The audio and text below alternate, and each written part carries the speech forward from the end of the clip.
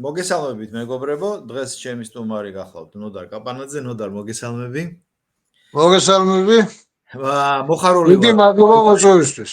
მოხარული ვარ რომ მესტუმრე, ვიცი რომ თბილისში გვიან არის, მაგრამ დრო რო გამონახე და მაინც მესტუმრე და ყველაზე მნიშვნელოვანი საკითხზე მსურს საუბარი, ეხლა მსოფლიოში უამრავი რამ ხდება. შეიძლება გადამწყვეტი ფაზაში შევიდეს უკრაინა-რუსეთის კონფლიქტი, მაგრამ ჩვენი ვადარდებს და მე როგორც ამერიკაში მყოფი ქართველი და რიგითი ემიგრანტი, მე პრიორიტეტები ამჟამად სხვა მექნება და რაზე მსურს შენთან საუბარი. ამას წინათ გუშინ თუ გუშინწი ძალიან საინტერესო გამოსვლა ჰქონდა ერთ-ერთ ეთერში, თუმცა რა ის არის Georgian Times-ზე და იქ ძალიან კარგი ფრაზა თქვი, რომ ესე იგი არაბეთის წყალებში არაბული პროგრამა და არაბეთის შემოსევა კი არა საშიშროება, არამედ სხვა რამ არისო საშიშროება და მე ძალიან კარგად განმარტე და ჩემს გარდა აქ ნიუ-იორკში ჩემო მეგობრებმა მთხოვეს რომ თუ შეიძლებაო ბატონო დარსო გაისაუბრეო რა რომ ერთია რომ ხო იცი 8 საათ 9 საათია სხვაობა და ყველა ლაივში და ჩანაწერს თვალს ვერ ადევნებს და მე რახან ახლა უშუალო კონტაქტზე ვარ და მით უმეტეს 1 საათობრივ იმაში ვარ რეჟიმში, ამიტომ მინდა რომ ეს გაიმეორო რომ ვინც ვერ ნახა ან ვინც ვერ ჩაწვდა ამ აზრს, რომ აი ჩემი პლატფორმის მეშვეობით კიდევ ერთხელ მივაწოდოთ ეს აზრი.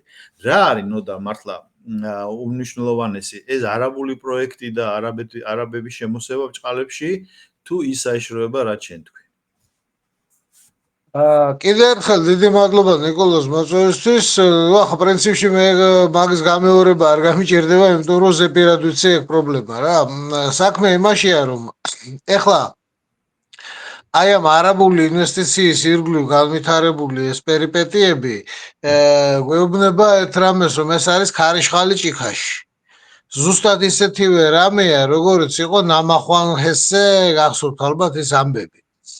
მაშინ ჩვენ ჩავატარეთ, მე ხელმძღვანელობდი ამ საქმეს გამოკითხვას და ჩავატარე მოსახლეობის ფართო მასშტაბიანი გამოკითხვა საზოგადოებრივი აზრის შესწავლა და აღმოჩნდა ერთი ძალიან საინტერესო რამ, რომ საზოგადოებრივი აზრი იმაზე გაცილებით ჯანმრთელი იყო, ვიდრე ეს სოციალურ ქსელებში ან მედია სივრცეში ჩანდა. მედია სივრცეში აი ამ ორომტრიალის ძირითადი ლაიტმოტივი, ძირითადი ვექტორი იყო, რომ პრობლემა არის, რომ ნამახვან ჰესს აშენებენ თურქები. მე ვკითხე ეს მოსახლეობას, რომ რა არის თქვენი აზრით პრობლემები და იყო პრობლემების ჩამონათვალი მოცემული. მოკლედ და პირველ ადგილზე თქვენი აზრით რა პრობლემა გავიდოდა? გავიდა პირველ ადგილზე პრობლემა რომ ჩვენ პირველ რიგში გვაინტერესებს აი ამ პროექტის გეოლოგიური უსაფრთხოება. მეორე ადგილზე გავიდა გეზეშე, გარემოზე ზემოქმედების შეფასება. მესამეზე გავიდა მისი ეს ეკონომიკური ასპექტები, ეს ტარიფებზე ზეგავლენა და ასე შემდეგ ამის შეფასება, ანუ ეკონომიკური ზეგავლენა.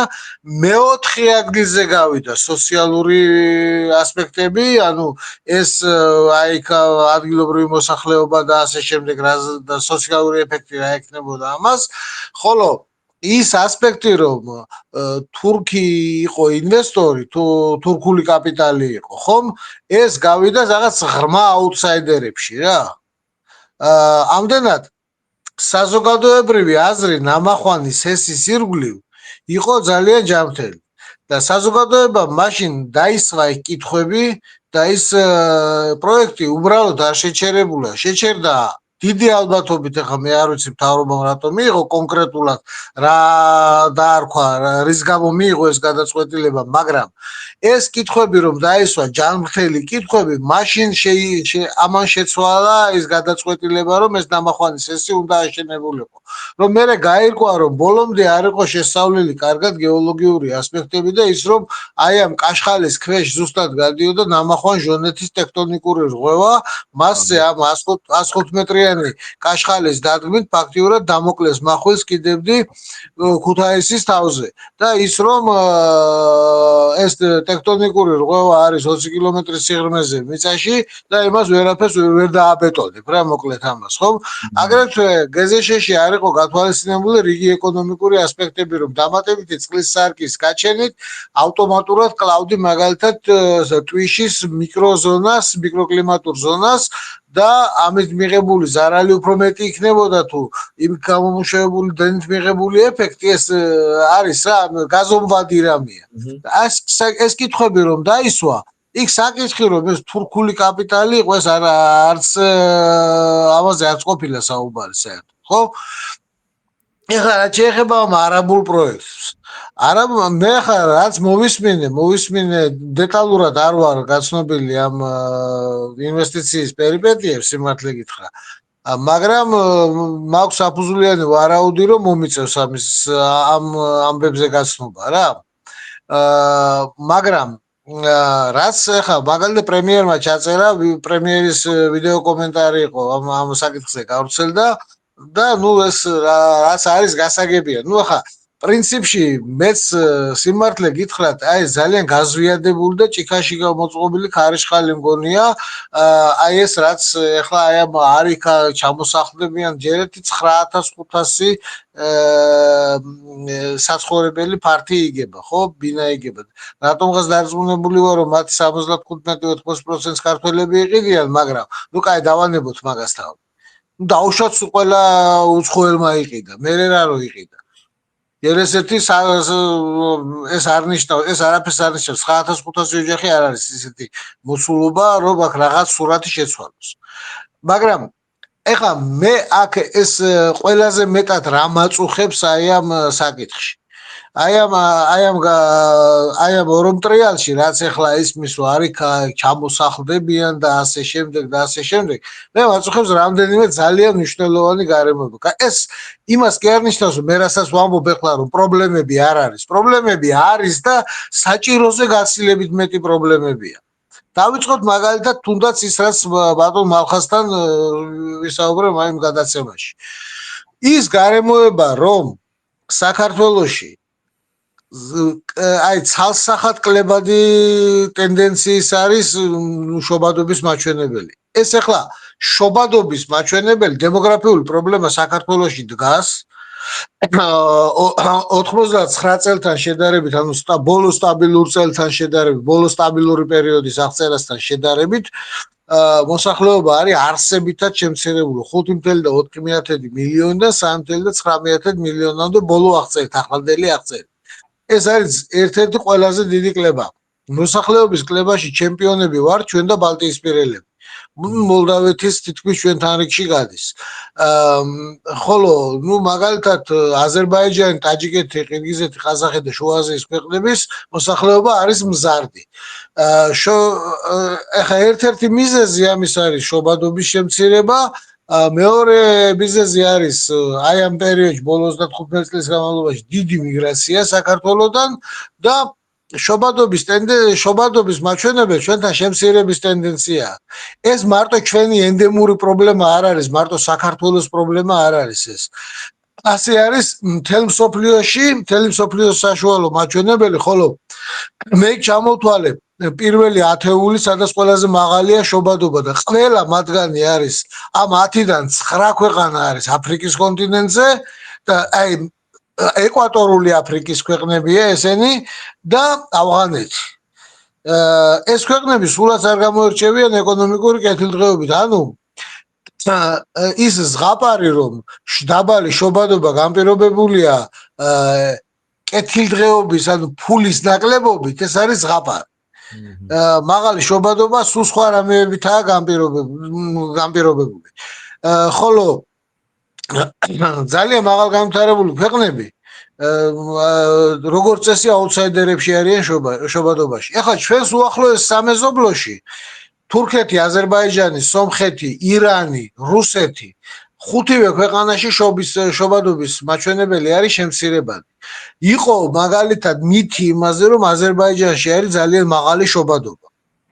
თქვენ წარმოიდგინეთ 2023 წლის მაჩვენებლით აზერბაიჯანში შობადობა ჩვენზე ოდნავ დაბალი. სომხეთში არის ოდნავ მაღალი. დაახლოებით ერთნაირია შობადობა აზერბაიჯანში, სომხეთში, თურქეთში და საქართველოში. ჩვენზე გაცილებით დაბალი არის რუსეთში და ბელარუსში. უკრაინაზე საუბარი არ აქვს, უკრაინას საერთო სხვა განზომილებაა და აი ამ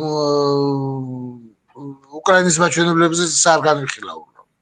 ეხლა დაბალი შობადობის განმაპირობებელი ბევრი გარემოება არის. ერთ-ერთი მნიშვნელოვანი პრობლემა არის საქართველოში ეს ოჯახის პრობლემა, საოჯახო პრობლემა. საქართველოში ბოლო წლებში კლების ტენდენცია აქვს აშკარად ქორწინებების რაოდენობას და მკაფიოდ მზარდია განქორწინებების რაოდენობა. თუ მაგალითად 2000-იანი წლების დასაწყისში განქორწინების რაოდენობის შეფარდება ქორწინებების რაოდენობასთან იყოს რაღაც 10-14%, ანუ ყოველ 10 შექმნილ ოჯახს ერთი დანგრეული ოჯახი მოდიოდა, 2024 წლის მდგომარეობით აი ამ მაჩვენებლების შეფარდება არის 64%. ანუ ყოველ 100 შექმნილ ოჯახზე მოდის 64 დანგრეული ოჯახი.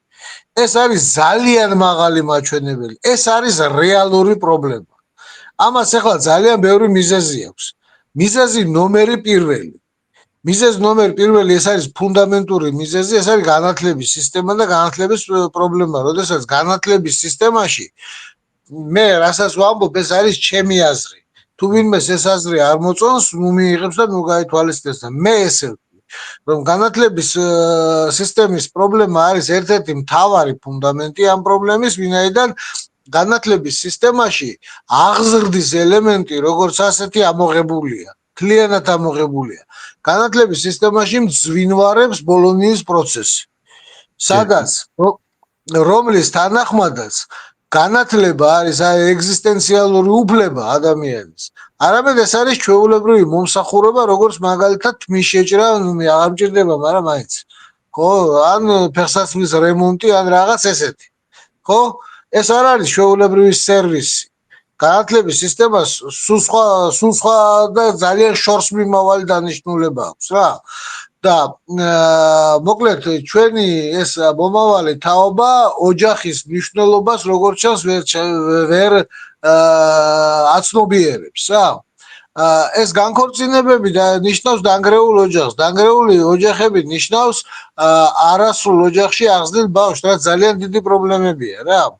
ეს მხოლოდ საქართველოს ენდემური პრობლემა არ არის, ეს მთელი ესე ვთქვათ ცივილიზებული სამყაროს პრობლემა არის რა. ევროპაში, ამერიკაში და ასე შემდეგ ეს პრობლემა ძალიან მწვავე პრობლემა არის რა, ეს არ არის უბრალო რაღაც. და ამის ასევე ერთ-ერთი მნიშვნელოვანი ფაქტორი არის მე მაგალითად ვთვლი რომ ერთ-ერთი მნიშვნელოვანი განმაპირობებელი ფაქტორი არის 2014 წელს მიღებული ეს ეგრეთ წოდებული ანტიდისკრიმინაციული კანონის პაკეტები, რომლის თანახმადაც ოჯახში, ცოლსა და ქმარს შორის ურთიერთობაში ოჯახში შეიყვანეს პოლიცია და სასამართლო რა. და არის ესეთი ოჯახური ძალადობა 126 პრიმა მუხლი, რომლით რომლითაც ესე ვთქვათ ბრალდებულთა რაოდენობა 2014 წლამდე იყო სტაბილურად წელიწადში 125, აი ამ შინაარსით ბრალდებულთა რაოდენობა იყო 100-დან 200-მდე ესე მერყეობდა რა. მაგრამ როგორც კი ეს კანონი მიიღეს და როგორც კი ამას მოყვა შესაბამისი საინფორმაციო კამპანია, დაიწყო ესეთი ციცაბოდ აღმავალი ტრენდი და სულ რაღაც 3 წელიწადში ეს 200 ასეთი შემთხვევიდან წელიწადში უკვე რაოდენობა ავიდა 8000-მდე. და ეს 8000 შემდგომ რაღაც სტაბილურად უკვე დასტაბილურდა ამის შემდეგ ტრენდი და წელიწადში საშუალოდ 7-8000 ფიქსირდება 2019 წლის მერე აი ესეთი შემთხვევები, აი ოჯახური ძალადობის მუხლით მოზალადე ცნობილთა რაოდენობა. აი ამ რაოდენობის, ესე ვთქვათ, საკონსტიტუციო უმრავლესობა საკონსტიტუციოზე უფრო მაღალი უმრავლესობა, თითქმის 90%. არიან მამაკაცები. თუმცა აღსანიშნავია, რომ ბოლო რამდენიმე წლის განმავლობაში ქალების ხვედრითი წონა მზარდია. აი ამ ანუ ესე იგი მაბატე ადამ- დამნაშავეები ქალებიც არიან, ანუ ამ კონფლიქტში. მოძალადე.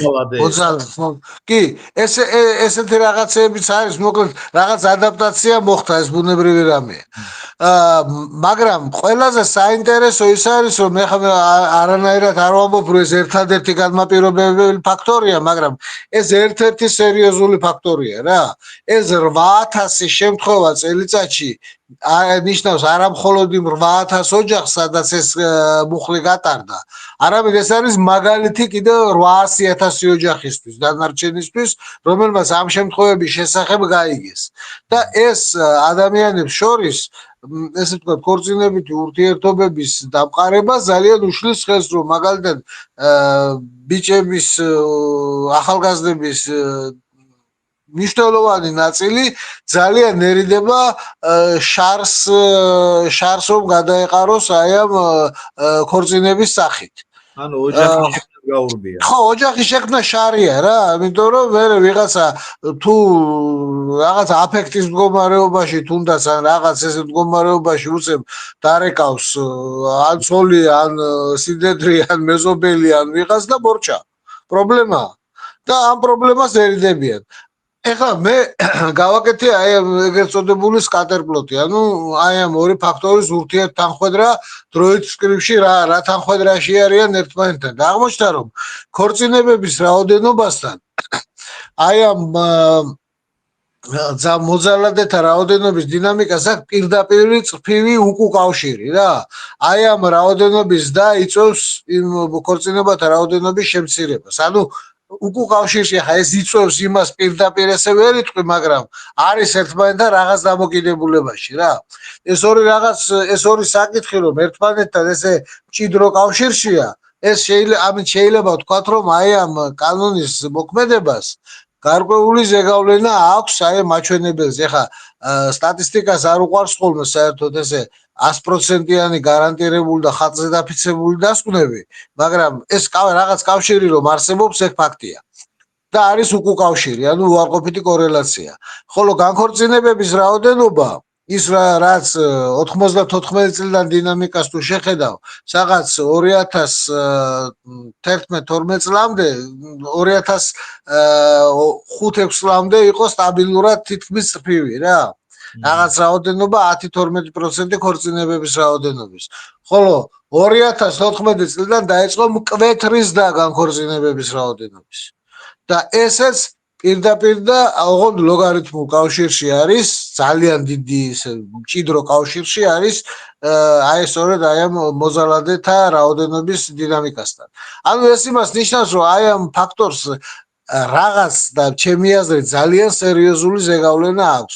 ეს ნიშნავს იმას, რომ დემოგრაფიული პრობლემა საქართველოში არსებობს, მაგრამ ეს პრობლემა სულაც არ არის იმ შინაარსის, რა შინაარსაც ეხლა დებენ, როდესაც ამბობენ, რომ აი უცხო ტომელები შემოვლენ და ასე შემდეგ და ასე შემდეგ. და ნუ კიდევ რაღაც აქვს სასაულები, როდესაც ამბობენ, რომ აღწერის მონაცემების გამოქვეყნება სტატისტიკა აგვიანებს. სტატისტიკა არაფერს არ აგვიანებს. მე თვითონ წარმოშობით სტატისტიკოსი ვარ და ამიტომ შემიძლია გითხრათ ზუსტად, რომ აღწერას აქვს თავისი წესები და კანონები. მოსახლეობის საყოველთაო აღწერა ტარდება 5 ან 10 წელიწადში ერთხელ. ყველაზე უკიდურესი ვადა აღწერებს შორის პერიოდის არის 10 წელი. რა 10 წელიწადში ერთხელ მაინც უნდა ჩაატარო აღწერა. ეხლა მიმდინარე სტატისტიკა აღრიცხავს მოსახლეობის რაოდენობას, რამდენი გავიდა, რამდენი შემოვიდა და ასე შემდეგ, მაგრამ განსხვავება არის დეფინიციებში და საანგარიშო პერიოდებში. მაგალითად, საზღვრის კვეთის სტატისტიკა მისი საანგარიშო პერიოდი მიგრანტად და ემიგრანტად და იმიგრანტად მიჩნევის საშუალო ესეთი საანგარიშო პერიოდი არის 6 თვე. ხოლო მოსახლეობის აღწერით მუდმივად ცხოვრების კრიტერიუმი არის 1 წელი. აი ეს საანგარიშო პერიოდებს შორის სხვაობა, იქ მექანიკური შეცდომები, რაღაც აღრიცხვის უზუსტობა და ასე შემდეგ, ეს ნელ-ნელა გროვდება. ანუ მიმდინარე აღრიცხვით, მიმდინარე სტატისტიკით დაფიქსირებული რაოდენობა მოსახლეობის გარკვეული ცნობილებას შეიცავს, რაც უფრო შორდება აღწერას. ამიტომაც არის აუცილებელი რომ აღწერა ჩატარდეს და შემდგომ უნდა გადაიანგარიშო აღწერათა შორის პერიოდის მოსახლეობა. ეხლა მაგალითად 2024 წლის 1 იანვრის მდგომარეობით მიმდინარე სტატისტიკით დაფიქსირებული იყოს დაახლოებით 3.700.000-მდე მოსახლე საქართველოში. 3.600.000 რაღაცა ათასი რა.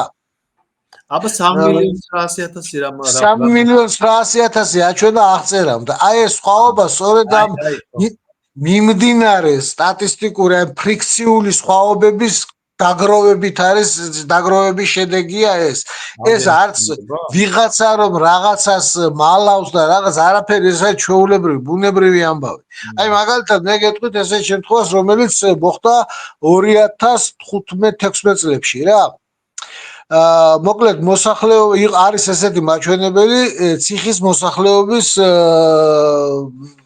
დონე რა 100.000 მოსახლეზე პატიმართა რაოდენობა. და ნუ ეს ამ მაჩვენებლით სხვათა შორის ჩვენ მოწყვეტით მესამე ადგილს ვიკავებდით. მესამე ბრინჯაოს პრიზიორები ვიყავით 2009-11 წლებში. მაშინ როდესაც ყველა ციხეში და ასე შემდეგ იყო 29,000-მდე თუ 30,000-მდე პატიმარი იყო ციხეებში. რამდენი იყო კიდე? პრობაციონერი თითქმის 300,000 ეგ ცალკე ოპერაა კიდე. ხო და ამის შემდეგ დაიწყო მკვეთრად კლება 2012-ის მერე პატიმართა რაოდენობის კლება და შესაბამისად ამ მაჩვენებლის კლებაც. 2014 წელს ჩატარდა მოსახლეობის აღწერა, რომელიც 2002 წელს იყო მანამდე ჩატარებული და 2002 წელს დაფიქსირებული იყო 4.200.000 კაცი. ხოლო 2014 წელს დაფიქსირდა 3.700.000 კაცი. შემდგომ ვიღაცა მექანიკურად გაყო ის პატიმართა რაოდენობა 2015 წელს როცა აღწერის მონაცემები გამოქვეყნდა აი ამ 3.700.000-ზე 4.200.000-ის დაცვლად და მიიღო პატიმართა რაოდენობის საშინელი ზრდა 2015 და 2015 წელს. იმიტომ რომ ნიშნელი შეიცვალა. ამაზე ატყდა ერთი ამბავი და ნუ მოკლედ ჩვენი ეს ტელეჟურნალისტები და ასე შემდეგ მოკლედ მოედენ არიქა პატიმართა მაჩვენებელი გაიზარდა. როდესაც მე ვიღაცებს აუხსენი რომ ბატონებო ეს არის მექანიკური ამბავი, უნდა მოხდეს აღწერათა შორის პერიოდში მოსახლეობის რაოდენობის გადაანგარიშება და მხოლოდ ამის შემდეგ შეიძლება ამ მაჩვენებლის დროითი მწკრივის ანალიზი, შემდეგ ყველაფერი გაირკვა. ანუ ეხლა იმის საუბარი რომ სტატისტიკა რამეს აგვიანებს, ეს არ არის სწორი, ვინაიდან სტატისტიკას აქვს თავისი განრიგი. პირველი შედეგები უკვე გამოქვეყნდა, უკვე დეტალური შედეგები, როგორც არის ერთწლიანი ბიჯით ასაკობრივი განაწილება მოსახლეობის მუნიციპალიტეტების დონეზე და მუნიციპალიტეტებში კი არა, დასახლებების, სოფლების დონეზე მოსახლეობის რაოდენობის მაჩვენებლები, ეს გამოქვეყნდება 2026 წლის ივნისში, მომავალი წლის ივნისში.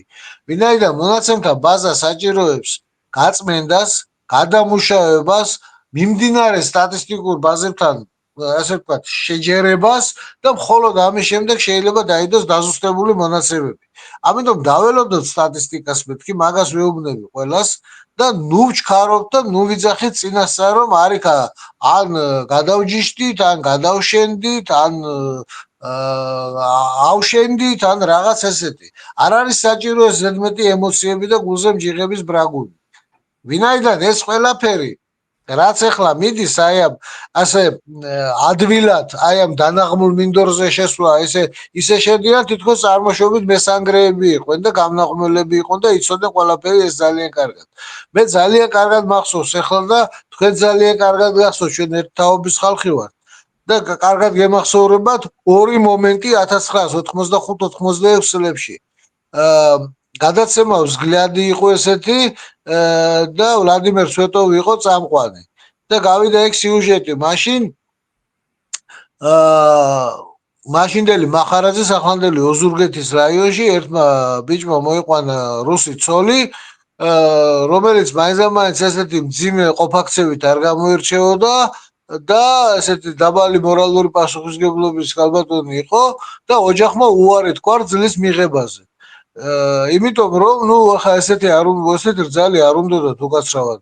ამხანაგმა სვეტოვმა ეს ამბავი დაატრიალა თავის სიუჟეტში ისე რომ ოჯახმა რძალი არ მიიღო, იმიტომ რომ ის რუსი იყო. ამის შემდგომ აქ ატყდა ამბავი, გულზე მჯიღების ბრაგუნი, გამოვიდა ჩვენი ანტელიგენცია და დაიწყო პატრიოტული რეჩების ლაპარაკი, მე ამას შეგნებულად ვამახინჯებ. და ამას შემდეგ მოყვა მეორე დამწვარ დუღარეს დასხმის პრინციპით ვიქტორ ასტაფიევის ჭიჭყინების ჭერა საქართველოში. ამასაც მოყვა ერთი ესეთი ხმაურიანი განხილვები ტელევიზიაში, გულზე მჯიღების ბრაგუნი და ზუსტად 3 წელიწადში აქედან გაგვითამაშეს ეგ კარტი.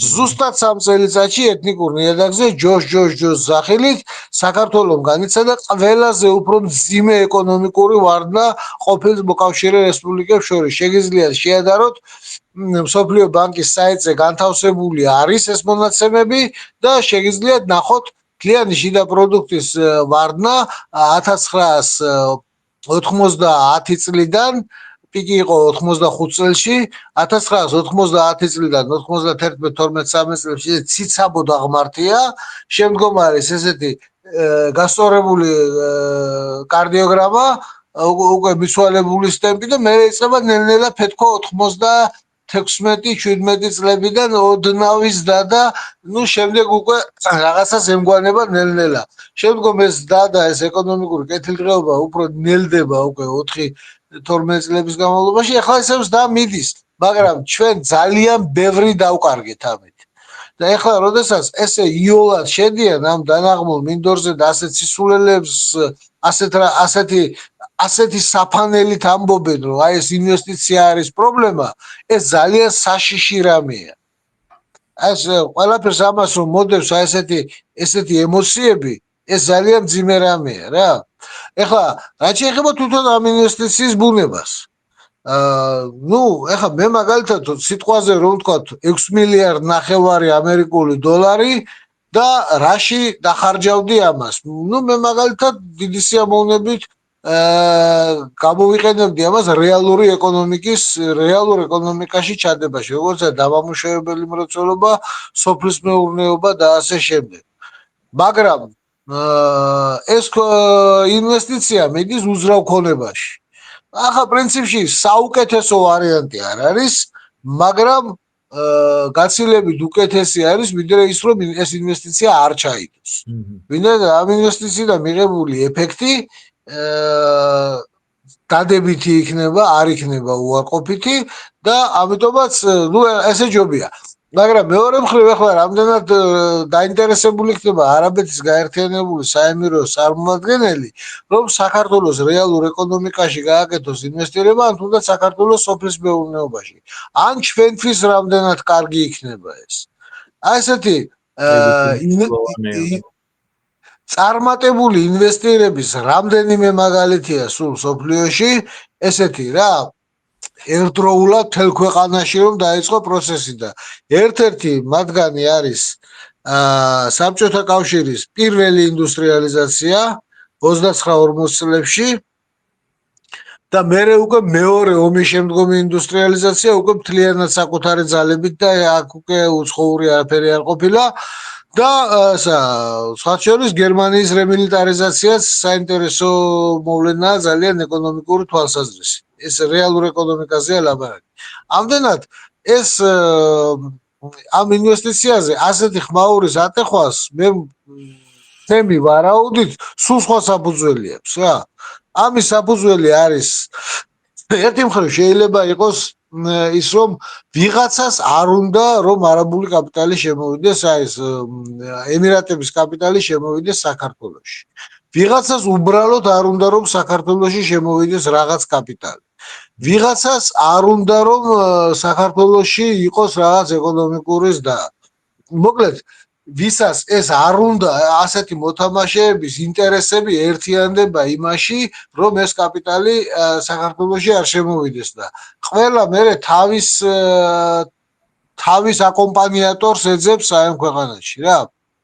ვიღაცები ნახულობენ იმას, ვიც ამაში აქ საფრთხეს ხედავს, რომ არაბული კაპიტალია, ვიღაცა აქ საფრთხეს ხედავს იმაში, რომ მიწა იყიდება, ამ დროს არ ვიცი, მთავრობა თქვა, რომ აფერს არ იყიდება.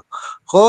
ვიღაცა ამბობს იმას, რომ აი ამით საქართველოში შეიცვლება დემოგრაფიული სურათი, არაფერი დემოგრაფიული სურათი 9500 საცხოვრებელი, დამატებით საცხოვრებელი მისამართით საქართველოში დემოგრაფიული სურათი არ შეიცვლება. ვიღაც იძახის, რომ მხოლოდ 1.5 მილიონი დავრჩით ქართველები, მე საერთოდ ასეთ საკითხებზე საუბრის დროს ესეთი ეთნიკური წარმომავლობის მიხედვით სეგრეგაციას მოსახლეობისას მოვერიდები ძალიან, იმიტომ რომ ეს კიდევ ერთხელ ვიმეორებ, დანაღმული მინდორია რა.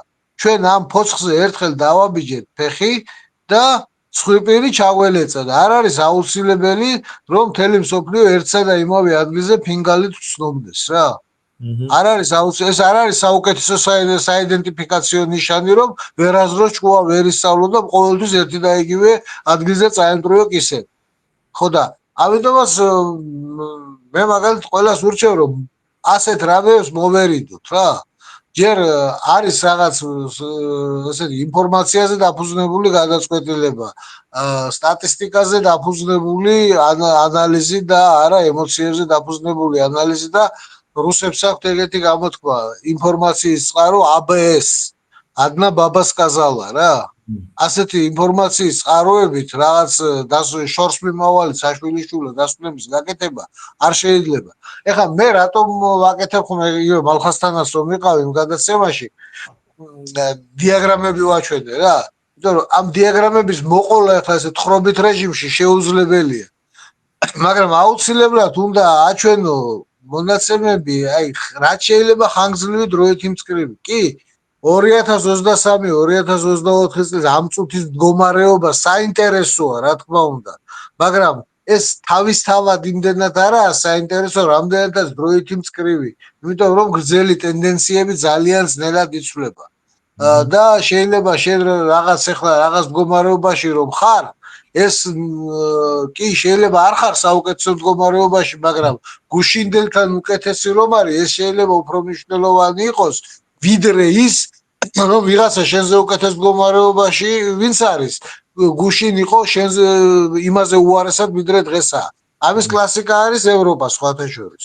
და სხვათა შორის ისტორია გვასწავლის კიდევ ერთ ძალიან მნიშვნელოვან რამეს, რომ სოციალური რყევები საზოგადოებაში, ესეთი ბუნტი და ანუ მღელვარება იწყება არა ეკონომიკური ვარდნის დროს, არამედ შეჩერებული ეკონომიკური ზრდის შემდეგ. ანუ როდესაც ეკონომიკური ზრდა მთავრდება და იწყება პლატო. ამისთვის ყველა მთავრობა და ყველა მმართველი ძალა წინასწარ მზად უნდა იყოს, რომ შენელებული ეკონომიკური ზრდა უფრო დიდი საფრთხის შემცველია, ვიდრე ეკონომიკური ვარდნა. ვინაიდან საზოგადოებაში ყოველთვის არსებობს რაღაც უთანაბრობა. და რაც უფრო დიდია ეს უთანაბრობა, მით უფრო დიდია მისი განმუხტვის პოტენციალი. და მით უფრო დიდია იმისი რისკი, რომ ეს რაღაც ძალება გამოიყენონ იმისთვის, რომ განმუხტვა მოხდეს. ნოდარ, დიდი მადლობა აი ამ ახსნა-განმარტებითი სპიჩისთვის და მე თუ მომაწოდებ აი იმ დიაგრამას, რაც აჩვენე, მე ამას ცალკე თუ იქნება საშუალება რაღაც ფოტომას. კი, ეხლავე გამოგიზავნე რა პრობლემაა. მიგზავნე რომ კონდეს. და ნახე რა არის, მე ასე თქვა, დიდი ევროპა პირველად ნახე 2007 წელი იყო. დიახ. ბენელუქსის ქვეყნებში, გერმანიაში ნაწილობრივ, პარიზში და პირველად მაშინ თქვი ესეთი რამ, როცა ბრიუსელში ნახე ეტლით ძირძველი ალბათ თეთრკანიანი, უნდა ვთქვა ეს, ანუ თეთრები. ძირძველი მოსახლეობა ბრიუსელის, როგორ მასში საბავშვო ეტლებში ასეირნებდნენ ძაღლებს და 2007 წელია ნოდარ და ესე იგი წარმოიდგინე ზუსტად უკვე აფროამერიკული პირველი ტალღა დაძრული იყო. დიახ. უბრალოდ არაბულ არაბული, არა აფროამერიკული. ახლო აღმოსავლეთი და არაბული ტალღა უკვე დაძრული იყო და მათ ამ საბავშვო ეტლებში ეждათ 6-8 ბავშვი.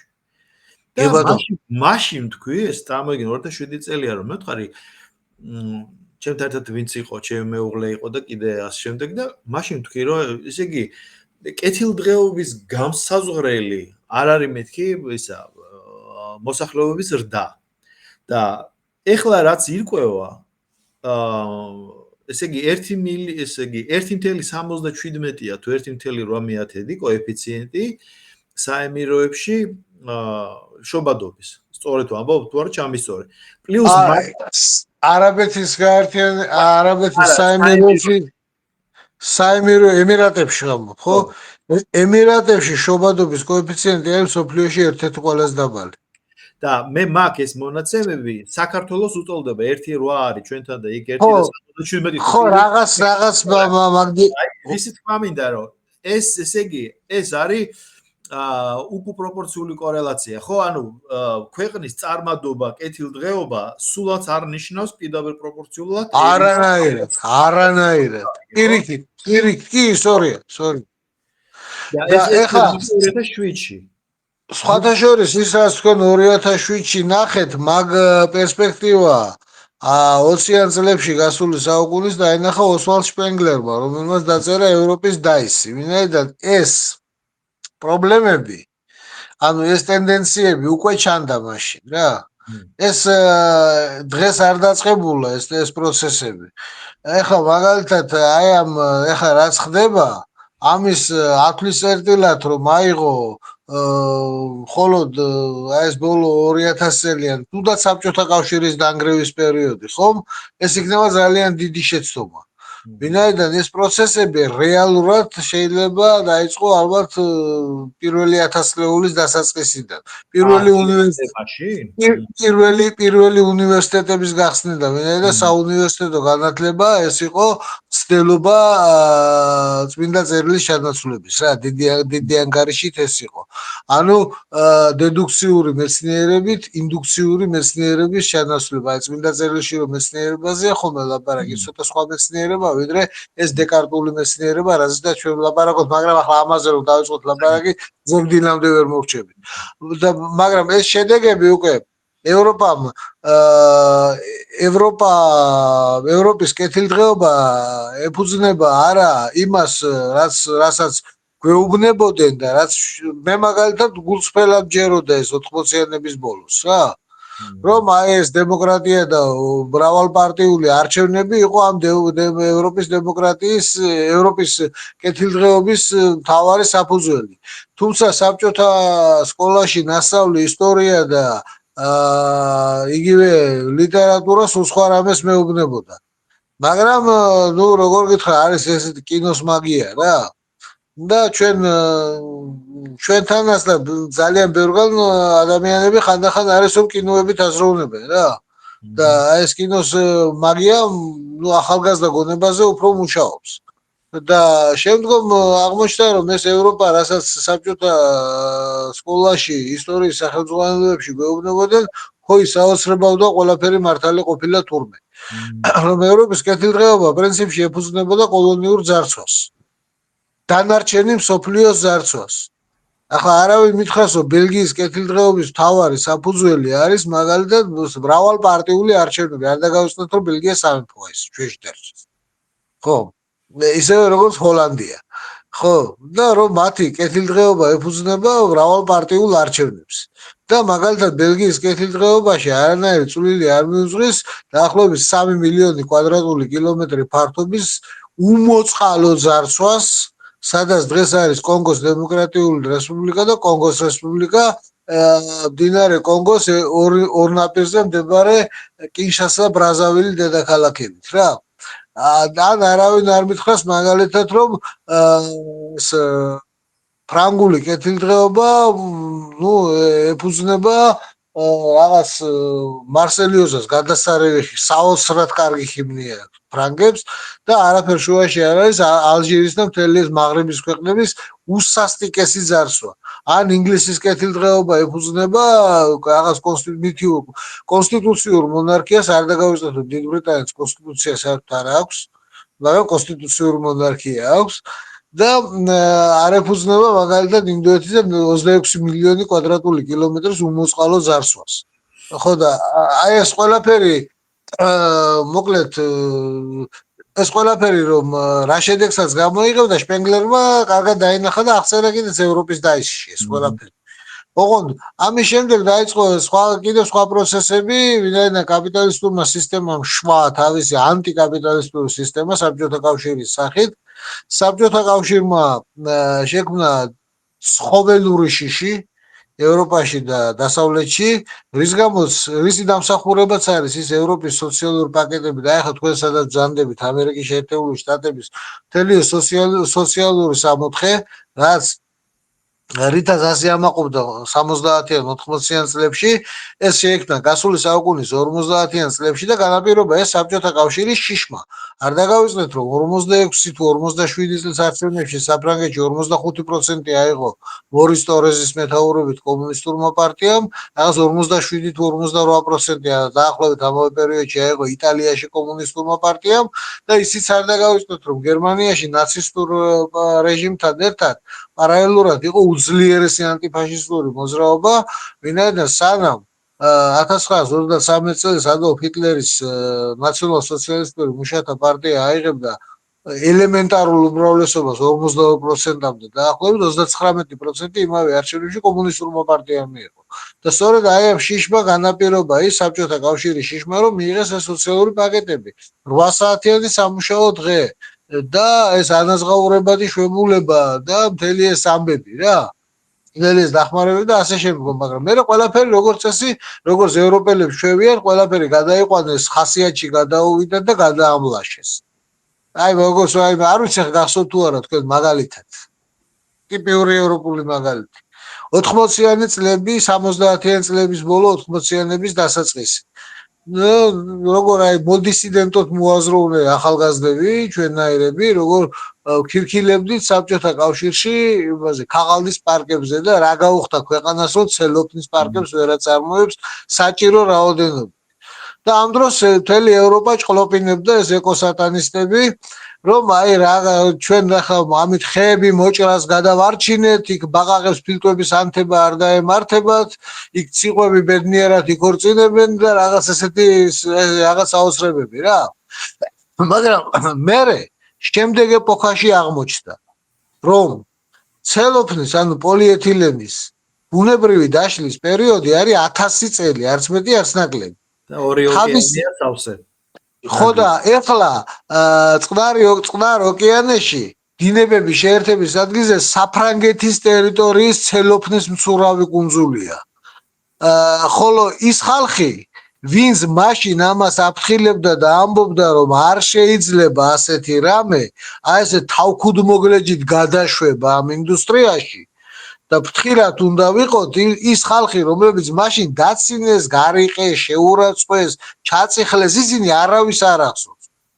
ისევე როგორც არავის არ ახსოვს ეხლა, აი მაგალითად გერმანიაში რომ დაიწყო ეს მწვანე ენერგეტიკა, მე მაგათ ეკოსატანისტებს ვეძახით, რატომღაც ესე შერჩევითად მხოლოდ რუსეთის და ირანის ნავთობის ჭაბურღილებზე მომდებათ ხოლმე ეკოლოგიური ბედნიერების დადგომა მთელ მსოფლიოში და კატრინასგან მოწყვეტილ მექსიკის ყურეში ჭაბურღილებზე რომ მთელი კარიბის ზღვა ნავთობის აპკით დაფარა, იმაზე რატომღაც უყოლას პირში წყალი აქვს შეგუბებული, ესეთი შერჩევითი აღშფოთებით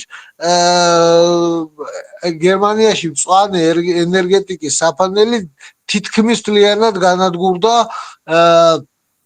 ქვანახშირის ბაზაზე მომუშავე თბოელექტროსადგურები, ატომური ელექტროსადგურები, ნუ ფრანგებმა როგორღაც მოახერხეს და შეინარჩუნეს ეს, შვედებმაც როგორღაც მოახერხეს და შეინარჩუნეს ეს და მე აღმოჩნდა რომ თურმე ეს ენერგიის, ეს მწვანე ენერგიის წყარო ქარი და მზე არ არის ესეთი მუდმივი და უწყვეტი წყარო ენერგიის, ხოლო წყალი ესეთი არც ეს არის მაინც და მაინც ესეთი უწყვეტი წყარო და კიდევ ბევრ რამეზე არის ჰიდროენერგია დამოკიდებული. და აღმოჩნდა გერმანია მაგალითად მძიმე ენერგეტიკულ კრიზისში. ხომ? აი ეს არის. ეს არის. ისე ნოდარ ამას ალბათ ერთი ცალკე გადაცემა დაუთმოთ. საერთოდ ვინ იყო, ვინ იდგა ამის უკან ამ მწვანე დღის წესრიგის უკან, სანამ დონალდ ტრამპმა არ გამოვიდა და არ თქვა როგორც წესი ერთი ადამიანი აქ ინტერესთა მთელი ჯგუფები არის. მაგალითად მე შემდეგ ეპოქაში გაირკვა რომ ანტიფრეონისტული მოძრაობა, რომ აი ფრეონი შლის ოზონის სრუტეს და ასე შემდგომ, მთელი ეს მოძრაობა იყო დიუპონებისგან დაფინანსებული, ხოლო დიუპონების ფრეონზე ესე ვთქვათ პატენტს გადიოდა ვადა ზუსტად 1988 წელს. საოცრება.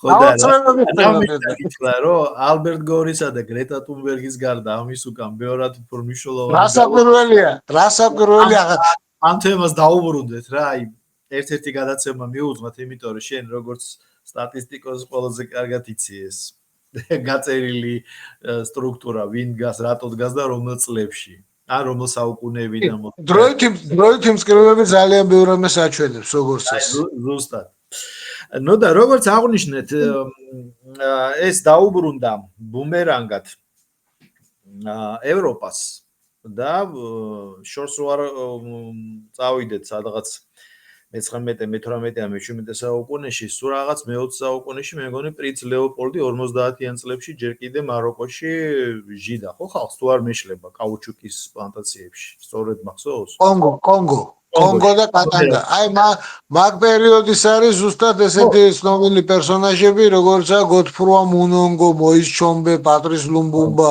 გასაგებია, ხო და ანუ მე ეს ისე რომ ეს არ არის რაღაც კი, და სწორედ მაგათ როდესაც დატოვეს კონგო, დატოვეს იქ ხუტუს და ტუტსის სამოქალაქო ომი და რატომღაც ეხა კაც რომ მკითხო არავინ არ იცის რომ 90-იან წლებში კონგოში სამოქალაქო ომის დროს 8 მილიონი ადამიანი დაიღუპა. და ეს კაუჩუკზე იყო, ხო? მე მგონი მე კი, კაუჩუკის გეგმის ჩაუბარებლობაზე იყო ხელისმოკვეთით საშიელი, კი. და ეხა რა ხო და ბარე მაგ ვთქვა მე მგონი მაგ პერიოდშივე იყო რომ ზოოპარკში რომ აფრიკელი 58 წელს დაიხურა ეგ ზოოპარკი 1958 კი ნამდვილად იყო ფოტოები ხო ფოტოები კი ვიდეო კადრებიც არის კი ეხლა და ნოდარ ნახე რა მნიშვნელოვანი რამეა და საერთკენ წავიყვან ჩემ კითხვას რახან დემოგრაფიული პრობლემები პირდაპირ პროპორციულია ქვეყნის მატერიალურ განვითარებასთან.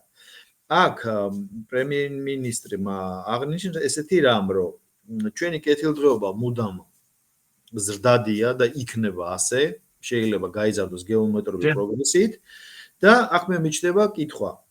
არ შეიძლება რომ დაუშვათ დეველოპერული პროგრამები, რომელიც ინვესტირებულია უცხოელების მხრიდან არ იყოს მიბმული საქართველოში დაუშვათ ცხოვრების პირობების მოპოვებასთან და რას გულისხმობ $100,000 არის პირობითად ავიღოთ ამბობენ ზოგი ნაკლებია ზოგი ამბობს მოდი 200-მდე გავზარდოთ მაგრამ ვიცი რომ 200-იც არ არის ამის ხელოვნური ბარიერი იმასაც გადაიხდის თუ ვინმეს ინტერესი აქვს და არ შეიძლება რომ ეს გაიმიჯნოს მაინდა-მაინც უნდა იყოს რომ დაუშვათ ბინადრობის უფლება ამ თანხად რომ თუ გინდა ეს ქონება ჩაიდო ან რაღაცაი ამ დაგვარი მე ვიცი რომ აქ ეხლა მე რო ვიყიდო ქონება მილიონიანი 2 მილიონიანი საერთოდ არანაირ პრივილეგიას არ მაძლევს აჰა კი ბატონო ეხლა ეცით რა არის მე ამ საკანონმდებლო კოლიზიებზე და საკანონმდებლო ასპექტებზე მაქვს ყოველთვის ერთი აზრი იმიტომ რომ მე იურისტი არა ვარ მე ლოგიკით უყურებ პროცესებს რა როდესაც რაღაცა კანონი ქვეყანას არ ეთანხმება, შეცვალე კანონი და არა ქვეყანა. ეს არის ჩემი დევიზი. თუ ვინმე მეტყვის რომ რაღაცა კონსტიტუციაში წერია და სხვანაირად ვერ მოვიქცევით, თუ რაიმე კონსტიტუციაში ჩანაწერი ქვეყანას უქმნის ეგზისტენციალურ საფრთხეს, შეცვალე კონსტიტუცია და დაანებეთ თავი ქვეყნის შეცვლას. ამას ვამბობ. ეხლა ამდენად ამის გამიჯვნა და მიღმა ყოველთვის შეიძლება, მაგრამ ჩემი აზრით აი ეს ბარიერი შეიძლება რომ აწიო უკეთესი იყოს, მაგრამ ეს არ ქმნის ისეთ საფრთხეს დემოგრაფიულ საფრთხეს არ უქმნის ქვეყანას, რომ რაღაც ეგზისტენციალური მნიშვნელობის იყოს ეს საფრთხე. მაგრამ ქვეყანას ხო, PR-ის ხრივ და აი ამ ნეგატიური ველი აი როგორ არის იცი აი ქარიშხალი ჭიქაში რომ მოაწყონ რაღაცა აი როგორ არის იცით არიან ადამიანები რომლებიც ხედავენ ტყეს და ამ ტყეში ვერ ხედავენ ხეებს არიან ადამიანები რომლებიც რომელიღაც ხეს და ბუჩქს ისნობენ თავიდან ბოლომდე მაგრამ ტყეს ვერ აღიქვავენ რა ანუ რაღაცა შუა წერტილინა უნდა უყურო რომ ორივე დაინახო, იმიტომ რომ ორივე ერთმანეთისგან ინდივიდი ერთი მთლიანისგან და მთლიანი ინდივიდების გარეშე არ არსებობს რა. და ამიტომაც ჩემი აზრით დღეს თავარი პრობლემა სახელმწიფოს თავარი პრობლემა ჩემი აზრით სულ სხვა რამეშია რა. სახელმწიფოს სჭირდება აუცილებლად და სხვათა შორის პრემიერმა თქვა სამი შესანიშნავი ინიციატივა. ერთი განვითარების 10 წლიანი პროგრამის შემუშავება. მეორე განათლების რეფორმა და მესამე ენერგეტიკული დამოუკიდებლობა. სამივე არის დიდებული რამე. მაგრამ თავარი არის ეხლა როგორ განხორციელდება ეს სამივე. ეხლა სამივეზე სანამ რაღაც ერთ-ორ სიტყვას გეტყოდეთ, მანამდე ვიტყვი რომ თავარი არის მეთქი ვინ როგორ განხორციელდება ეს შემსრულებელი ვინ იქნება ამის ჯერ გეგმა როგორ მომზადდება ვინაიდან ეხლა ბევრჯერ მithქვავს ეს მაგალითი და თქვენთანაც იგივეს ვიტყვით მე რო დავსვა ეხლა ლასკალას დარბაზში საუკეთესო როიალთან და საუკეთესო მუსიკალური ნაწარმოების ნოტებით მე რომ დაუკრავ გირჩევნიათ არ გაიგონოთ რა მაგრამ ეს არც როიალის ბრალი იქნება არც ნოტების და არც ლასკალას იქნება მხოლოდ ჩემი ბრალი იმიტომ რომ კარგი იდეა შეიძლება ცუდადად შესრულდეს ეს რისკი არის ეხლა სიმეტრიას რაც შეეხება განვითარების 10 წლიან პროგრამას ეს მნიშვნელოვანი არის იმით რომ საუბარია პროგრამაზე და არა სტრატეგიაზე. სტრატეგია მაინც უფრო სადღეგრძელოებია. სადღეგრძელოები ცუდი რამე არ არის. ვექტორების განსაზღვრა ცუდი რამე არ არის. სადღეგრძელოს როცა ეუბნები ადამიანს რომ კარგად იყავი, ჯანმრთელად იყავი და ასე შემდეგ, სუფრის ფორმატი არ გაძლევს იმის შესაძლებლობას რომ დაიწყო მე დეტალური ახსნა როგორ იყოს კარგად და როგორ იყოს ჯანმრთელად. ხო ცოტა ძნელი ამბავია ეგ. ამიტომ ნუ სამგზელოს კარგი რამეა და გეუბნება მიმართულება საერთოდ წახვიდა. სტრატეგია აუცილებელია, მაგრამ პროგრამა უკვე კონკრეტულ ღონისძიებებზეა საუბარი. მე ამას დავარქმევდი რომ 10 წლიანი განვითარების პროგრამა აუცილებლად უნდა იყოს სიმეტრიული განვითარების პროგრამა. სიმეტრიული განვითარება ნიშნავს სიმეტრიულ განვითარებას, თანაბარზომიერ განვითარებას, როგორც გეოგრაფიული ნიშნით, ისე დემოგრაფიული ნიშნით, ისე სხვადასხვა სოციალური ეკონომიკური მახასიათებლებით მოსახლეობის. ამის დემოგრაფიულ მოდელის გარეშე ამის გაკეთება შეუძლებელია. დემოგრაფია არის ამის ერთ-ერთი მთავარი ფუნდამენტი და მთავარი მიზეზის და სუბიექტის და ობიექტის და ამ პროგრამის შემუშავება არის სასწრაფოდ აუცილებელი. ეს ნამდვილად ასე არის და ძალიან კარგი ინიციატივაა. რაც შეეხება განათლებას, მე ვთქვი რომ განათლება არის ფუნდამენტი თითქმის ყველა მთავარი ეგზისტენციალური პრობლემის, რაც ჩვენ დღეს გვაქვს. ვინაიდან განათლების სისტემიდან ამოღებულია აღზრდის ელემენტი როგორც ასეთი, ხოლო შემდგომ ცენზის მიხედვით უმაღლესი განათლების მიღება სულაც არ ნიშნავს ამ პროფესიის სპეციალისტობას და სულაც არ ნიშნავს ამ სპეციალობით დასაქმებას და კეთილდღეობას რა. ამდენად ესეც ძალიან მნიშვნელოვანი კომპონენტია და ამაზე ძალიან დიდი მნიშვნელობა აქვს როგორ გაკეთდება. ნუ ენერგეტიკულ დამოუკიდებლობაზე არაფერს არ ვამბობ, ვინაიდან ეს იმდენად ცხადი და სასახად და თვალათლივი რამეა, რომ ამაზე ლაბარაკი ზედმეტია. ხო და აი ეს ინიციატივები ჩემი აზრით არის საქმიანი ინიციატივები და თუ ვინმეს რამე იდეა აქვს კი ბატონო ბზანოს და თქვას როგორ საერთოდ მე ერთი რამე მინდა თქვა კრიტიკა არავის არ უყვარს მე ბევრჯერ მithქვავს ეს და კიდევ ერთხელ გავემეორებ არავის არ უყვარს თუ ვინმე გეუბნებათ რომ მას კრიტიკა უყვარს ისაც მაზოხისტია ამ ფარისეველი მაგრამ წამალიც არავის არ უყვარს, სვავენ წამალს, იმიტომ რომ ჭირდებათ. კრიტიკა საჭირო რამეა, მაგრამ საჭირო არის კრიტიკა, როდესაც გეუბნებიან რა არ ვარგა, გეუბნებიან რატომ არ ვარგა და გეუბნებიან როგორ ჯობია. სხვა დარჩენი კრიტიკა ნაკლებად სასარგებლოა და ნაკლებად საინტერესოა. ანუ კი ბატონო, აი ამ იდეების ირგვლივ დავდგეთ და ვიმუშაოთ. ეს სერიოზულია, სამივე იდეა ძალიან სერიოზული იდეებია ჩემი აზრით. აბსოლუტურად გეთანხმები.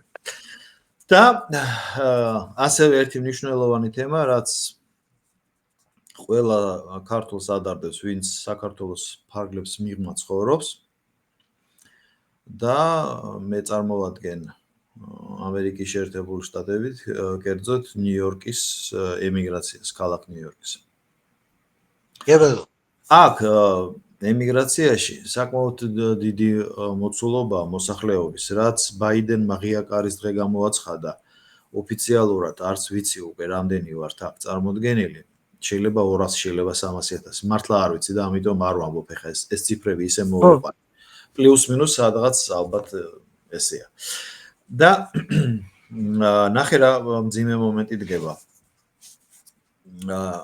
ესე იგი, ვინც აქ მიიღო მოქალაქეობა, ვისაც აქ ბინადრობის უფლება, ანუ ეგრეთ წოდებული green card-ი და აქ საშუალება რომ იმუშაოს, ქვეყანა დატოვოს, შევიდეს, გამოვიდეს ასე შემდეგ, მათი პრობლემა მე ნაკლებად პრობლემად მიმაჩნია, იმიტომ რომ ესენი ითვლებიან ის იმ ემიგრაციის ნაწილი არიან, ვინც დასახულ მიზანს მიაღწია. ხვდები ხო? ან საბუთი გაიკეთა, მოქალაქე გახდა, რახან მოდის, ესე იგი ამის სახსრებიც აქვს. ძალიან ბევრს უკვე სერიოზული ბიზნესი აქვს, ძალიან მაღალი ხარისხის რესტორნები, კაფეტერიები, საწყობები, გადამზიდავი კომპანიები და ასე შემდეგ. სატვირთო გადაზიდვებს რო არ შევეხოთ. მაგრამ არის ხალხი ნოდარ განსაკუთრებით ამ ბოლო 4 წლის განმავლობაში ვინც გამოვიდა. ვინც დღემდე არის უსტატუსოდ. და მათ არიციან რა ბედიელით, როცა ტრამპის აი ამ ახალმა კამპანიამ რა შედეგებზე გაიყვანა. ალბათ ეხლა შენც იცი და მაყურებელმაც, რომ მგზავრებს, უпростоრებ მძღოლებს კიდე ტრაკებიდან სვავდნენ შუაგზაზე. ეხლა 2 დღის წინ ვაშინგტონში კიდე ავღანელმა თავდასხმა მოახდინა ის ორი ეროვნული გვარდიის თანამშრომელი დაჭრა, ერთი თურმე და მაგაზე ეხლა აქ ერთი ამბავია და საითკენ მიმყავს. შენი კომენტარიც მოვისმინე, რომ არ შეიძლება ამერიკაში ან სადმე ემიგრაციაში წასული დააყენო იმ მოსახლეზე წინ, ვინც საქართველოში დარჩა და იმ არსებულ პრობლემებს უკლავდება ალბათ თუ კარგად. და მიღებულია და გეთანხმები, მაგრამ აი ეს ხალხი რომელიც წამოვიდა, მათაც არანაკლები პრობლემა ჰქონდათ. ბევრი შვილი ონკოლოგიით დაავადებული, ბევრი გაჭირებული, ბევრმა თავი ვერ გაარქვა, ვერ აეწყო ამ სისტემას. და როგორ ფიქრობ, აი ამ ხალხის ჭყალებში ფისკალურად დაბრუნების კამპანია რო წამოიწყოს სახელმწიფო. დემოგრაფიული ზრდა შენთან ერთად იქ სოსო იყო მანჯავიძე და კიდე ერთი პროფესიონალი სამწუხაროდ მისი სახელი და გვარი. მელაზე გიორგი თუ დავითი. მანაც კარგად თქვა რომ დემოგრაფიულ ზრდას აქ თურმე რაღაცა ისეთი ძალიან დროში გაწერილი პროგრამა. რა თქმა უნდა, მინიმუმ ორთაობიანი. აი მინიმუმ ორთაობიანი. და მიუხედავად იმისა, ემიგრაციაში წამოსულები მეც ესე ვიტყვი, ვიმსახურებთ თუ არ ვიმსახურებთ პრიორიტეტებს ან რაღაცა ბენეფიტებს. არ შეიძლება რომ სახელმწიფომ ისეთი კამპანია დაიწყოს, რომ ფისკალური ეფექტი მიიღოს, იმიტომ რომ ბევრი წვრილშვილიანია გადმოსული. და რაღაცა ნაწილი რომ დაბრუნდეს. შეიძლება დავიწყო პასუხი? აი ჩემი კითხვა ჩამოვაყალიბე, ანუ ჩემი აზრი დავაფიქსირე და ზოგადად ჩემთან სამჭკუაზეა. ჩემი აზრით, აი ესეთი კამპანიის დაწყება მე არ მგონია რომ მოიტანს რაიმე ეფექტს. ამან შეიძლება მოიტანოს მოკლევადიანი ეფექტი. ვიღაცები შეიძლება დაბრუნდნენ ძალიან დოლ მუსიკითაც, მაგრამ როცა ეს დოლ მუსიკა დამთავრდება, ესე გაბრუნდნენ უკან. ამის დამეთანხმეთ, რომ ამის რისკი არის. მოკლედ, სახელმწიფო, ჩემი აზრით, მთავრობამ უნდა გააკეთოს ყველაფერი იმისთვის, რომ საქართველოში მცხოვრები მოქალაქეების ცხოვრების ხარისხი გაიზარდოს და დამერწმუნეთ ყველა დაბრუნდება თავის ადგილზე შემდეგ. ამისთვის კამპანიური სახის მიცემა აუცილებლად გამოიწვევს უკუ ეფექტს. ამას გარანტირებულად ვამბობ. იმიტომ რომ ადამიანებს ეს არის ადამიანის ბუნებიდან გამომდინარეა. ეს მე რაც არ უნდა ვიძახო, რომ არ იქნება ესეო, ეს მაინც ასე იქნება. აი აქ რაღაც კამპანიური ეფექტი, აი ამის ესეთი ფისკალური რაღაც ფინანსური რაღაც პროგრამის შექმნა, რომ აი ემიგრანტები დავაბრუნოთ და რაღაც, ეს ზუსტად უკუ ეფექტს გამოიწვევს. ეს გამოიწვევს არც ეგ ემიგრანტები იქნებიან კმაყოფილები, რომლებიც დაბრუნდებიან და არც აქ მოსახლეობა დარჩება კმაყოფილი. ვინაიდან დაინახავს რომ ეს ყველაფერი ჰაერში გასროლილი ფულია რა. ამიტომ მე ამას ასეთი იდეის განხორციელებას არ ვემხრობი. არა იმიტომ რომ ემიგრანტების პატივსაცემა რაღაც, არა, არავითარ შემთხვევაში რა სისულელეა ეს. არანაირად. უბრალოდ მე ვიცი რომ ეს ასე იქნება.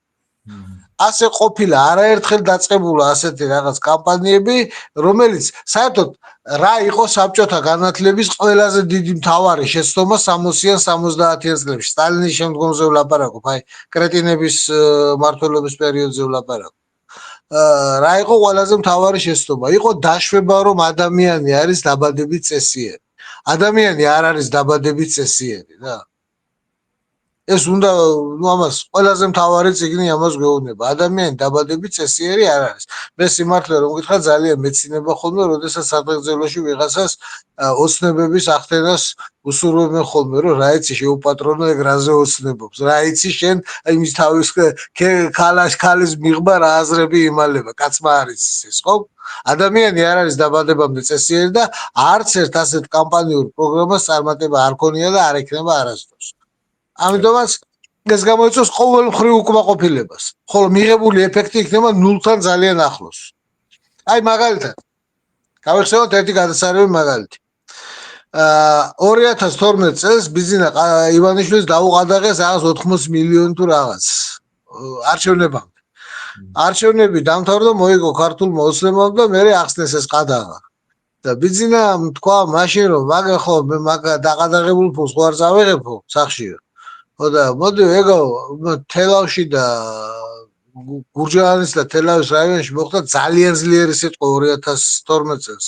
და იქ დასატყვილებს ვისაც ვენახი დაუზიან და აღწერეთ იმათ ქონება და იმათ დაურიგეთ.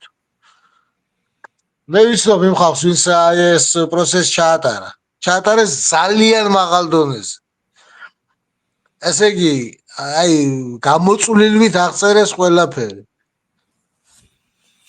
და დაახლოებით 25,000 ოჯახს მოუწია მე მგონი აქედან რაღაც დახმარების მიღება.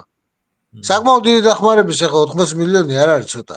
ხო და ერთი 18 თუ 20 ოჯახი დარჩა უკმაყოფილო. ხო არის ყოველთვის ახლა 25,000 ოჯახიდან 18 თუ 20 უკმაყოფილო არაფერს არ ნიშნავს. მედია სივრცეს თუ შეხედავდით, ყველგან ეს ხალხი იყო გამოკიდებული. დამიგეთ? ანუ გადასარევი შედეგი, გადასარევი რაღაც გაკეთა. უმაღლეს დონეზე ჩატარდა ეს ყველაფერი. მაგრამ მედია შეგრძნება და აღქმა იყო ესეთი, რომ თითქოს აი რაღაც საშინელი უსამართლობით იყო სავსე ეს პროცესი. ხოლო რაც შეეხება ფისკალურ და ეკონომიკურ ეფექტს, მიღებული ეს დასეტყვილი ვენახის საფასურად მიღებული კომპენსაციით საკონსტიტუციო უმრავლესობამ მე ტერმინს ირონიულად ხმარობ ხოლმე როგორც წესი საკონსტიტუციო უმრავლესობა მოსახლეობისა მიყიდა მანქანები. ხო? კარგად მახსოვს. კი, მანქანები იყიდა. ისევე როგორც მაგალითად, როდესაც ადამიანი ცხოვრობს სიტყვაზე ვთქვათ ოყურეში, იმიტომ რომ ოყურეში შესანიშნავი ადგილია, მაგალითად ვთქვა ხა არ ვიცი ვინ ცხოვრობს, რა ცხოვრობს და რასაკეთებს, იმიტომ რომ ერთადერთი ადგილია სადაც მოდის უსახელაური. არის უზურპასესი ღვინო. ხო და ოყურეში რომ მოიყვან მაგალითად 5 ტონა უსახელაურს და ჩააბარებ ამას 20 ლარად და მიღებული თანხით იყიდი გლდანში ერთოთახიან ბინას და ფეიქრებზე დაშლილებში გადახვალ სამუშაოდ, ну ვაპატიეთ, მაგრამ მაინც და მაინც დიდი ეკონომიკურ გამჭრეხობას ვერ დავარქმევდი თქვენს გადაწყვეტილებას რა. მაგალითად თქვიეს უყურეშლება ვაპატიეთ, თუ არავინ მიიღოს შეურაცხყოფას, უბრალოდ მანდ-მოდის უსახელაური მარტო. გასაგებია. აბსოლუტურად გასაგებია და მეც გეთახმები. უბრალოდ ისიც ვიცი, რომ სამწუხაროდ ბევრი ვინ შეძლებული იქნება და წარმატებული და რაღაცა ამ პროგრამით მაინც ეცდება რომ ისარგებლოს. გასაკვირველია. გარდა იმისა, ვისაც მართლა ჭირდება. პირველ რიგში ისინი ეცდებიან და ისინი ისარგებლებენ აუცილებლად. ხო და მიუხედავად ამისა, თან მინდა და თან კიდე გული მოკლედ თავარი არის რომ სახელმწიფო მთავრობამ უნდა გააკეთოს პროგრამა მინიმუმი არის რომ ქვეყანაში არ უნდა იყოს ჯოჯოხეთი. პროგრამა მაქსიმუმია რომ 60 იყოს ეს მიუღწეველია, რა თქმა უნდა. მაგრამ ჯოჯოხეთი რომ არ უნდა იყოს, ეს არის პროგრამა მინიმუმი. ამის შემდგომ უნდა შექმნას რაც შეიძლება კარგი ცხოვრების ხარისხი ქვეყანაში და ვინც სასულიერად თვითონ დაბრუნდება. თუ არ დაბრუნდება, ეხლა ძალა არავის არ უნდა დაატანო. ვინაიდან ძალას რომ დაატან, დარწმუნებული ბრძანდებოდეთ რომ დაგამადლეს. აუცილებლად ის ზურგტებზე რომ ანეკდოტი ფული რომ იპოვა და დათვალა და აკლიაო რომ თქვა რა. დაახლოებით ეგეთი რამე გამო. ნოდა, ძალიან დიდი მადლობა ამ საუბრისთვის. ძალიან დიდი მადლობა თქვენ. იმიტომ რომ დროული იყო, იმიტომ რომ ძალიან ბევრი კითხვა გაჩნდა და მოკლედ ძალიან ბევრი მწერდა, რომ იქნებ დაუკავშირდე და რაღაცა და მე ჩვენ არაერთი საუბარი გვაქვს, ეს მე მგონი მეოთხე საუბარია ჩვენი. და მიხარია რომ დრო გამონახე და აი ამ ყველაზე საჭიროებო და აქტუალურ თემებზე დღეს ვისაუბრე და შენი აზრი მოგვახსენე ჩვენ ყველას, ვინც აქვს ცხოვრობ და ამას იმედია საქართველოშიც ისმენენ და მოკლედ დიდი მადლობა კიდევ ერთხელ. წარმატებებს გისურვებ და ვიმედოვნებ რომ მომავალში შევხვდები და იქნება ის თემა დავამუშავოთ. ძალიან კარგი იქნება, იმიტომ რომ ეკოსატანისტები აი როცა რუსთაველზე გრეტა ვნახე ტუნბერგი მოსიარულე ყველაფერს მოველოდი, მაგრამ მაგას აღარ მოველოდი რა. გენიალური ვიცე მოიფიქრე პიარნაბიჯი ერთი იმის თავში ჩამახედა რა. ნუ ეგ ესეთი გადასარევი ნაბიჯია რომ ყველაფერი ხდება ცხადი უკვე. მაგის მერე კითხვები აღარ აქვს. გასაული რამ იყო რა. დიახ. დიდი მადლობა კიდევ ერთხელ. აბა წარმატებებს გისურვებ. მოკითხვა ნიუ-იორკს. აუცილებლად ნახავენ და მეც გადავცემ. არ გაგზავნებოდი.